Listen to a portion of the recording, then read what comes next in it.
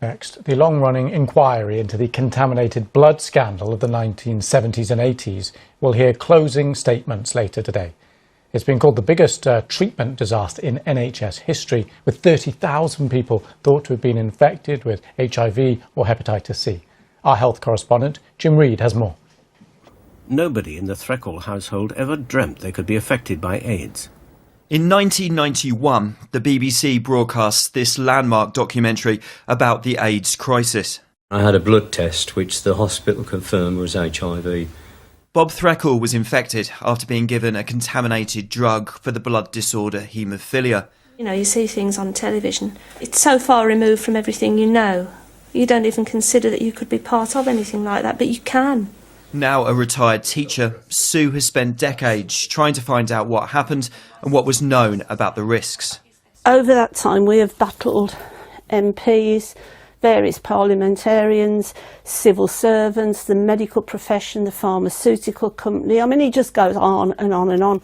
Those are on Croy. Bob died just months after that programme was filmed. So that would have been about 87, 88? Yeah, about 87.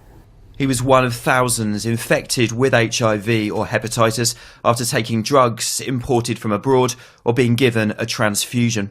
It's just sad, isn't it? Because it's this life that I was living perfectly happily, and then it went, everything went. Long-running protests eventually led to a government apology and the launch of a full public inquiry. I would like to say sorry on behalf of the government for something that should not have happened. Since 2018, I swear by Almighty God, Prime Ministers and Health Secretaries have all been questioned under oath. It became more and more real and more scary. And those directly affected, including Sue, have been given the chance to have their say. We're fed up with hearing people say how sorry they are. Later today, the last witness will take the stand, with a final report expected in the summer. I would like the truth out there. I'd like to know that proper measures are put in place to make sure that this can't happen again. It was cataclysmic, you know, and it just ripped families apart, including mine. Late last year, the first compensation payments were made to some of those affected. After 40 years, though, many families are still hoping for answers as this long-running public inquiry draws to a close. Jim Reid, BBC News. And Jim is here with me now. Jim, just watching your report there and reflecting really on the scale of all this.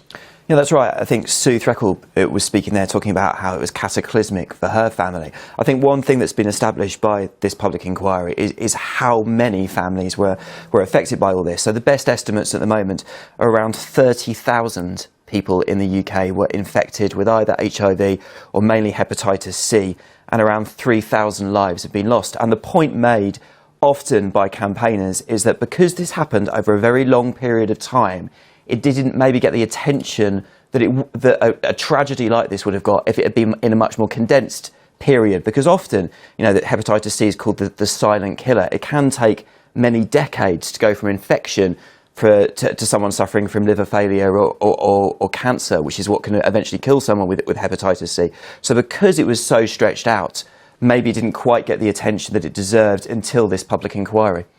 And what about the consequences of this? Issues, things like compensation? Well, that's right. That's been one of the main things that's been addressed, and one of the main things that campaigners want to see addressed. So last July, the chair of the public inquiry recommended that certain groups should get interim compensation, very much kind of an interim settlement of £100,000 each. Now, that only applied to around 4,000 families and some of the widows of people who'd lost their lives. There were groups, though, not covered by this, and that includes the children of people who have died because of this, siblings, and also the parents, because a large number of children were affected by this. About 380 children were infected with HIV as a result of this, and that's one thing that maybe we're expecting the chair of the public inquiry to address today in his closing statements, which we're expecting about mid-afternoon. And just before I let you go, just talk us through what we are expecting to happen today and then in the future. So this whole process has taken almost the best part of 5 years already, this public inquiry. It's involved 100,000 documents that have been looked through.